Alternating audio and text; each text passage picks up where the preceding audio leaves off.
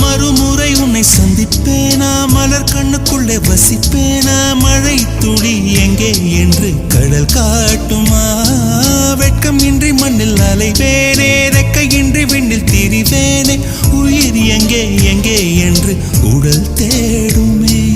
பதறும் இதயம் தோண்டி எடுத்து சிதறு தேங்காய் போட்டு முடித்து உடைந்த சத்தம் உந்திடும் முன்னே எங்கே சென்றாய், எவ்விடம் சென்றாய், என்னை காணும் போது கண்ணை பார்த்து சொல்லு கண்ணே என் போல நீயும் காதல் கொண்டாயா, நீ சூரியனை சுட்டுவிடும் தாமரையா.